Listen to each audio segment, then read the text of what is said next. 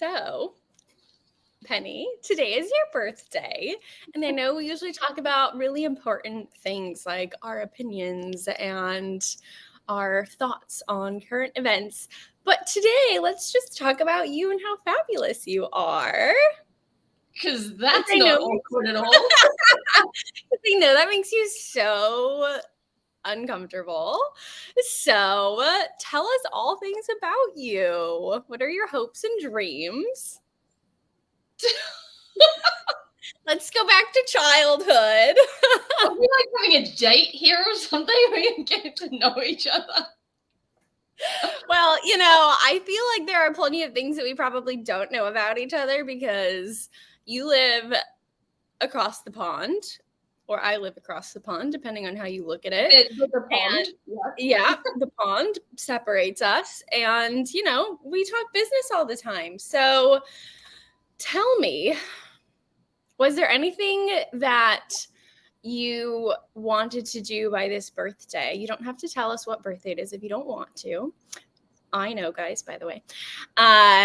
Was there anything that you wanted to achieve by this birthday or had goals for this time in your life? How are you tracking on those?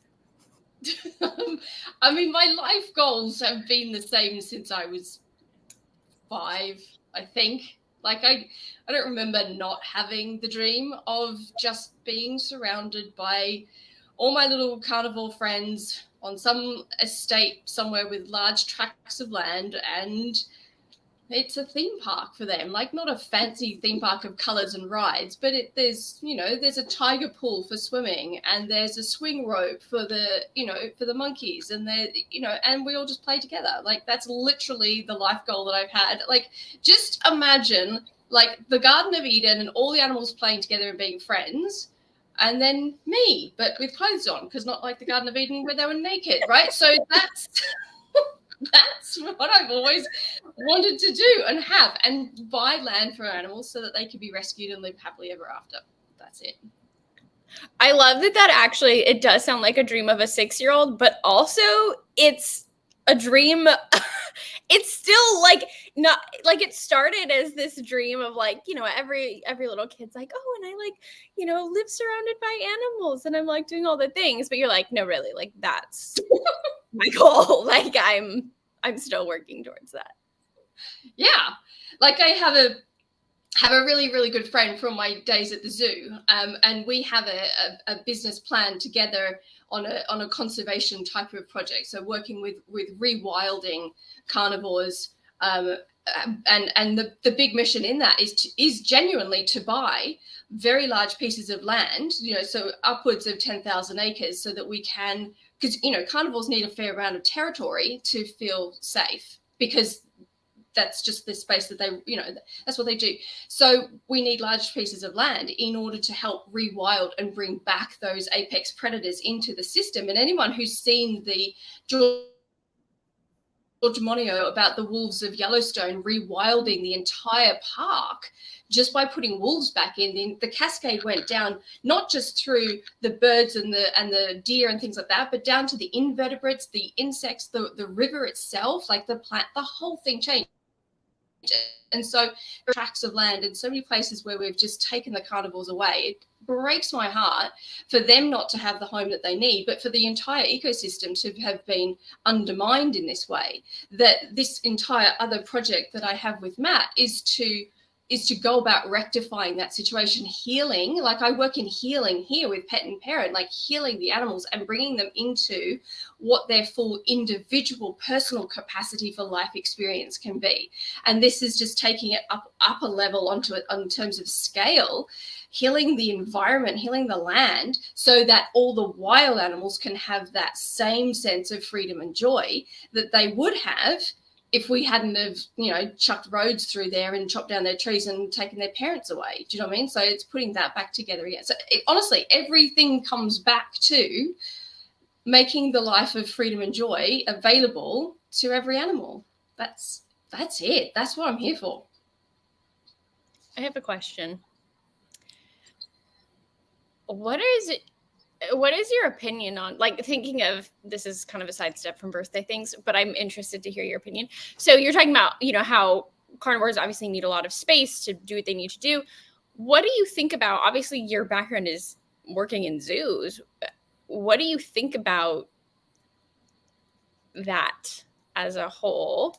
I think there's a lot of, I feel like people are pretty divided on like zoos, whether or not they want to go. Like some people are like, oh wow, like it's a really amazing opportunity to like observe them and like look at this cool thing, and like some of them like rehabilitate and whatever. And then some people are like, no, not gonna go to a zoo, like it's exploitation, they're miserable.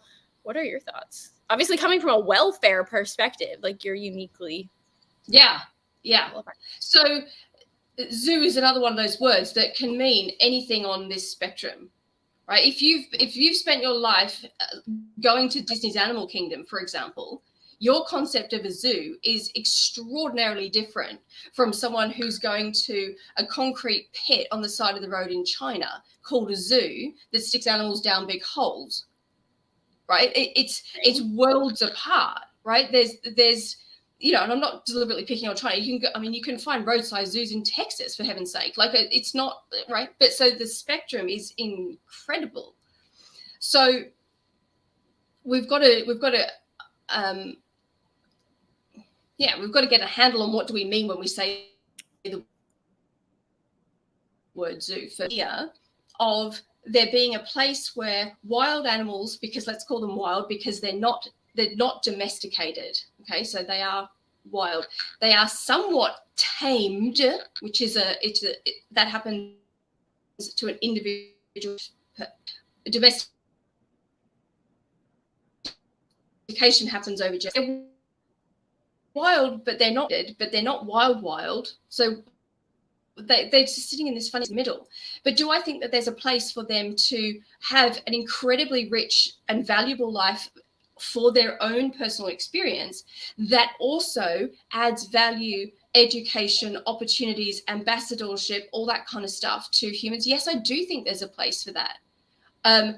Do I think a zoo should put welfare as its first priority? Yes, I do. Do I get upset when zoos put other priorities first? Yes, I do. Because it's like, if you're going to be partnering, and that's how I think about it, if you're going to be partnering with the animals, right, you're asking them to do a thing. You're asking them to live a different life with a different set of behaviors and expectations and regulations and the whole thing. Then you need to be giving back to them more than you're taking away, more than you're asking them to sacrifice for it to be ethical and fair and so forth, right?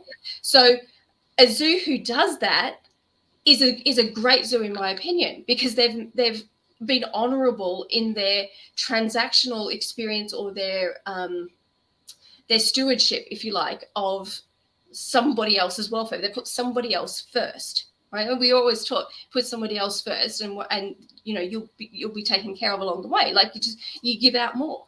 So we especially need to do that to people who are in a vulnerable or innocent position, like children, for example, and we need to do that to animals because they're another life entity that hasn't got this agency behind them to represent them as being a speaking grown-up adult represented by the law, right? So there needs to be their welfare put first. And then when that happens, you have so much enrichment and training, and the animals are given jobs to do, but they're not forced into labor. They're asked, do you want to come to work today? Do you want to come and do a play session today? Do you want to just sit in your own enclosure today? Which enclosure do you want to be in? Which toys do you want to have? Do you want your best friend with you? Like, we can ask them all of these things and set them up for a really positive day every single day when you have a right keeper to animal ratio. So that's another consideration. That is the design of the enclosure. Has it taken them into account specifically for their needs? Are they three-dimensional animals like cats and monkeys that like to use upward space as well as this kind of space? Or are you someone who is like a tortoise and you kind of just like being on the ground, right? So you're going to design it specifically for them. It's just like being spoiled, right? You're being catered for on that personal level. It's VIP experience for each individual animal. So when that happens, oh my gosh, I think it's incredible because we are giving them way more than we're asking them to give up. And as well, you're fostering friendship, relationship, awe. Like, you know, when you go to the zoo, it's like, oh my gosh, I had no idea the gorilla was that big. Like you have an awe, you have a respect for nature, you have an emotional connection. You now feel invested to save them or to learn more about them or to just whatever it is. So without that contact with nature, you can't develop that love affair. So that makes a lot of sense that it's going to vary a lot from, right? Because zoo is just a word that encompasses a lot, right? It's how you define it. It's how you live it out. How do you advise people to know what would be a good zoo to support that has that dynamic that supports the animal more than what they're taking, so to speak? Obviously, something as simple as looking at, right, like you mentioned, a roadside zoo is likely not going to be that one. But are there other like strategies or things that you think about in terms of, you know, a lay person could, right? I could go to somewhere and have a better understanding that doesn't require me, like, you know, interviewing a zookeeper and knowing about enclosure, you know, setup and all that. Right. So, yeah. And here's the thing, it's tricky because it's very subjective. Like that most of the markers that I might suggest to somebody are subjective. And so then someone comes with the level of understanding that they personally have. And it's very easy for errors to be made. And a number of times when I've been working at the zoo and I've heard lay people at the you know, viewing places or whatever, and they're saying, oh, he's so sad, look at him doing that. It's like, actually, I know for sure he's not, because I've just spent the last month watching every behavior in his repertoire. And this is not this is a natural behavior that normally would happen at this time of day because of these particular, right? But someone's just put a subjective opinion on because they wanted to see them doing one thing and they're doing another thing or you know, whatever. So it's very difficult to get an accurate assessment of that. But there is an objective starting point that you can do. So zoos will be accredited or not by a governing body. So there's AZA in the States. There's BIAZA here in the UK. There's WAZA, which is the World Association of Zoos and Aquariums. So there's these governing bodies, and zoos have the option to become affiliated or connected, accredited with them. Now, you don't just volunteer and say, oh, I'll pay some money and do that. No, you go through a whole series of checks and inspections, and they really dig into, you know, are you doing research, conservation, education, as well as the entertainment side of things? What are you doing in terms of welfare? How have you done your diets? Where is your, you know, have you got an animal hospital on site? Who's the vet that comes in if you don't? Like, they look at all these parameters to see, is the zoo meeting the benchmark minimum standards to be accredited? And so if you win that accreditation, you don't win it for life, you win it and then you have to, you know, be reassessed. So that's a good, you know, pretty way that you can start that thing. And then it's really down to you to bring your level of knowledge and ask questions when you don't know. Like, but look and see, is there concrete or are there, you know, pretty fresh meat? You're frozen a little bit. Let me know when you can hear me. I'm getting a funny noise. Can you hear me now? I can. Am I back? Yes. Okay, you're back. Yeah. Okay, that makes sense. So, as a former zookeeper, how do you feel about people like talking to you? Like, is that something you wish people would have done more? Because, you know, they're making their own assumptions and, you know, and inferences about how an animal is feeling or doing, versus you're standing there like, no, I actually know. Like, do you wish more people would have conversations? Do you know how much I like talking about animals? Have you noticed that yet? I feel like it's an obvious answer, but who knows? Maybe you're like, no, everyone is constantly asking me the same annoying questions. I mean, that happens too, but here's the thing. You can then continue the conversation somewhere that asking because they care. And that's a beautiful starting point. If they didn't care enough, or they wouldn't be there or whatever. So it's an opportunity to plant a seed and start a flame right in the heart of someone to say, did you know how? And because I know cool things about animals, because they're really cool and I've been reading about them for a long time, right? And I've been working with them for a long time. I know cool stuff. So it's like, hey, and then they walk out of the zoo going, hey, that was really cool. The zookeeper was really friendly. I got to see blah, blah, blah animal. But now I have this piece of knowledge that I can go and wow my friends with when I go to school tomorrow or when I go wherever, right? And go, hey, did you know that? And it passes on. So do I love it when people, yes. And do I wait for them to talk to me? No. I go up and talk to them, you know? So, I guess that's not surprising. Right, yeah. I mean, I get pretty evangelical when I'm talking. It's like, oh, actually, can I just interrupt you there for 1 second? Yes. However, would you be interested in actually knowing a little bit more? Like, would you see what I've got on my clipboard here? Let me talk you through what I'm doing. And people are like, oh my gosh, on your clipboard. Yeah, clipboard's like, it's like Harry Potter's wand or something that can, you know, there's like some behind the velvet curtain access to, and sometimes it is. Sometimes we've got great things on our clipboard. Sometimes it's an ethogram. And you're sort of like, oh my, this to an intern now. Making connections is where you make memories, and making memories is where it nestles in your heart, and now you have a stronger affection, interest, whatever, in the animals. And of course, anytime that happens, an animal somewhere in the world is going to win, right? If I've helped someone love an animal a little bit more or appreciate them a little bit more, somewhere down the line, that gets paid forward, and I help an animal indirectly. I love that. Well, it really, you know, your approach to helping, I mean, really what you do is help people understand animals better so that we can have a better relationship with them, and, you know, for the purpose of enhancing their quality of life, because so many of our animals, obviously our pets, they're living in this world that we've created. And if we don't have that understanding, we don't have that connection, then they're missing out on so much quality of life. And, you know, everyone in this community, no one's going to disagree with me when I say that you do a really incredible job of educating us and helping us understand our animals on a much deeper level. And, you know, folks in this community already value their pets like family members. Otherwise, you know, they wouldn't be here. And unfortunately, we are a bit of a subset of pet parents. You know, not everyone does value their cats and dogs and horses and, you know, their fur family as fur family.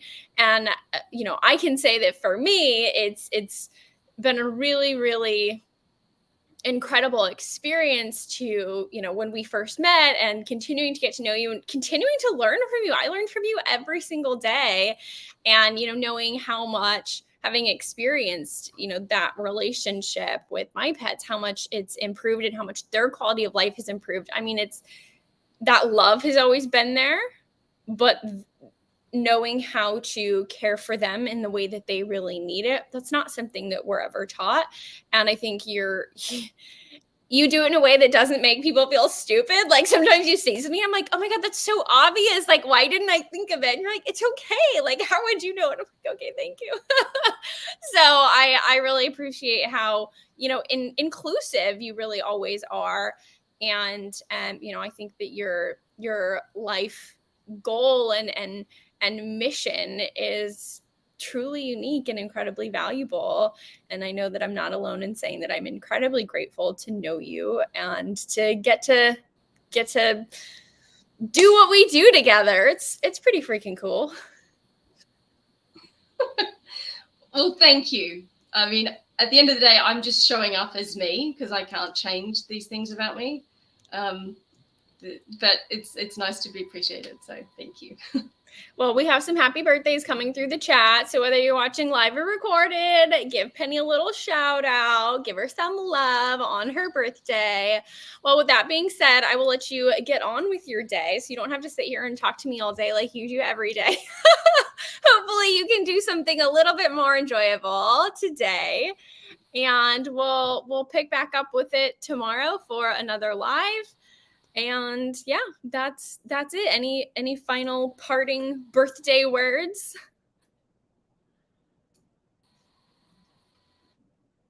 Uh-oh, you're frozen again. All right. Well, your internet connection wants you to get on with your internet. All right. Well, until tomorrow, everyone, show Penny some love, and we will see you back here at 9:30 a.m. Eastern.